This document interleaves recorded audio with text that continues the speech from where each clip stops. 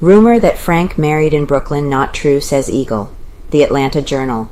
Monday, May 12, 1913, page 1, column 7.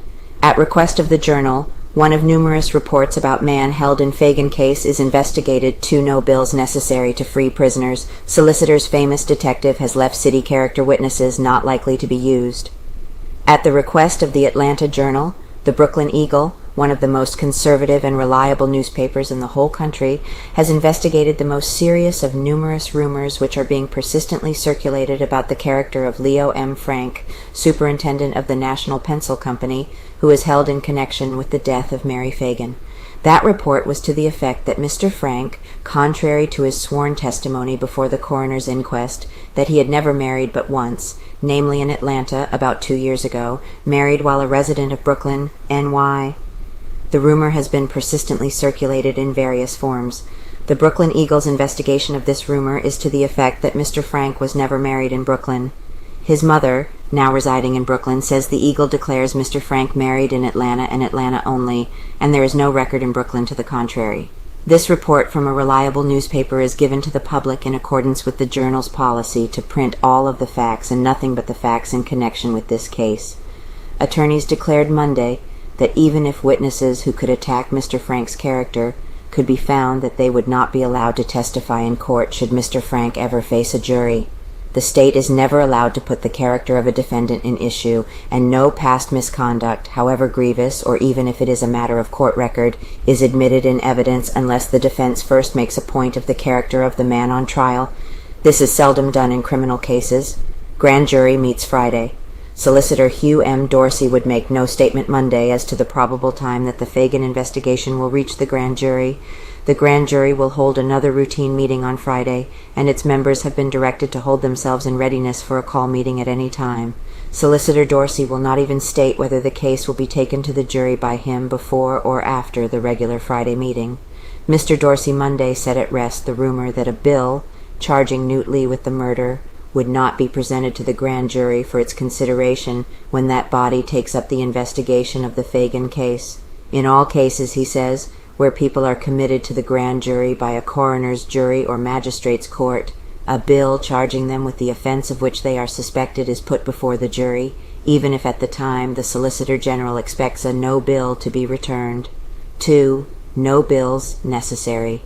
Interesting in connection with the grand jury's connection with the Phagan case is the fact that should the body return a no bill against either Mr. Frank or the Negro Lee, or against both of them, they would not be released from custody.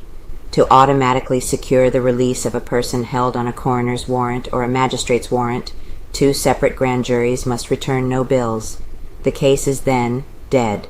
The present grand jury will be in session until July 1st, and the 2 men could be held until after that date, and after another jury has no billed their cases before they would be released. A grand jury is composed of not more than 23 nor less than 18 members.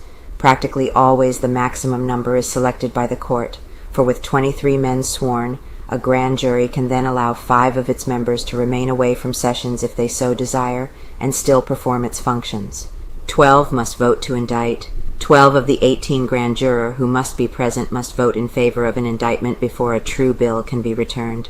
The indictment requires 12 votes, whether 18 or 23 jurors are present when it is considered. While it is not customary, if the grand jurors themselves so desire, they can have a defendant before it if he wishes to make a statement, or they can hear the testimony of any witnesses for the defense, or listen to the arguments of any attorney for the defense. As a rule, however, the grand jury simply considers the state's case and leaves it to the superior court jury to decide when the evidence to be introduced by the defense is stronger than that of the state. Detective Leavestown. That the mysterious detective to whom Solicitor General Dorsey was quoted as referring last week in the investigation of the murder of Mary Phagan is an out-of-town man was indicted by the solicitor himself Monday morning. He left town last Friday, said the solicitor, and while he was here he did very valuable work. It is possible that he may be called back into the case. Further than that, he would say nothing about the case. He declined to state whether the evidence unearthed by the unknown detective strengthened the case against the 2 men who have been held for the grand jury, or whether it led in some new direction. Who wrote notes? Mr. Dorsey would not state whether or not the man's work is complete.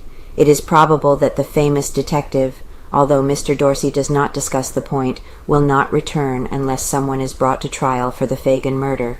The detectives worked on all phases of the case, and not particularly in an effort to strengthen the case either of the men held by the coroner's jury, according to the solicitor. It is said that at the detective's suggestion, the solicitor has secured handwriting experts, who offer the opinion that the letters found by the girl's body were not written by Lee. This conflicts with the opinions of several local handwriting experts.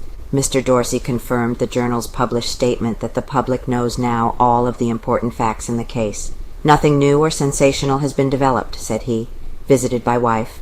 Mrs. Leo M. Frank went to the Tower on Sunday afternoon, paying her first visit to her husband since his arrest nearly 2 weeks ago. Mrs. Frank came to the jail with her father, Emil Selig, of 68 East Georgia Avenue, about 5 o'clock, and they were admitted to the assembly room on the first floor. Mr. Frank was brought down from his cell on the second floor, and he chatted with his wife and his father-in-law for nearly an hour. Soon after his arrest, Mrs. Frank called at police headquarters, but Mr. Frank at that time was being examined by the detectives, and she left without seeing him. Mr. Frank had a number of visitors during the day, among them being Luther Z. Rosser, his chief counsel, and a number of friends who attended Cornell University with him.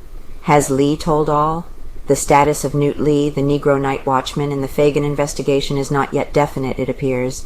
There exists some uncertainty as to just how directly he will be held for the crime. I have not been able to satisfy myself that the Negro is not connected with it in some way, said Chief of Detectives Newport Lanford Monday. I don't know just what his connection is, but he knows more than he is told. Mr. Frank is receiving the same treatment accorded practically all white prisoners at the Tower, and in the matter of diet is not forced to eat the meals prepared at the jail. As a result, his meals are prepared at his home on East Georgia Avenue and sent to him by special messenger 3 times a day. Sunday was far from a day of rest for the detectives and officials who are seeking the solution of the Phagan murder mystery. During the day, Solicitor General Hugh M. Dorsey held conferences with Chief of Police Beavers and several other officials, and the detectives, who have been detailed to the case, went to many parts of the city, running down rumors. No new clues and no evidence of marked importance have been unearthed, and the detectives are devoting their activity largely to elimination of seemingly conflicting evidence and to the securing of witnesses to corroborate details of the statements of the principal state's witnesses. The detectives are using every effort to get the case in shape for presentation to the Fulton County Grand Jury, which will probably take up the Phagan investigation during the next 10 days. Find the murderer. Interesting in the case is the status of the Pinkerton detectives, who were employed soon after the tragedy by the National Pencil Company to solve the mystery. Recently, Pinkerton officials went to officers of the National Pencil Company, it is said, and asked if the pencil company desired them to continue the investigation. It was then, according to a report, that Luther Z. Rosser, counsel for the company, and for Leo M. Frank, who is held by order of the coroner's jury, told the Pinkertons to continue the probe. "Find the murderer," Mr. Rosser is quoted as saying. "Let the chips fall where they may. You are employed to hunt the murderer until he is found and convicted. It matters not who is guilty." The Pinkertons are cooperating with the local city detective department, and Superintendent Harry Scott, who has been on the case from the first, now has 5 men in the field, who are pursuing a vigorous investigation of the mystery. Witnesses examined. On Monday, Solicitor General Dorsey again devoted practically his entire time to the Phagan investigation. He was closeted most of the day with Detectives Campbell and Starnes, and together they interviewed a number of witnesses. Among them were several employees of the factory, notably Herbert J. Schiff, assistant to Superintendent Frank, M.B. Darley, and E.T. Holloway, the day watchman at the factory.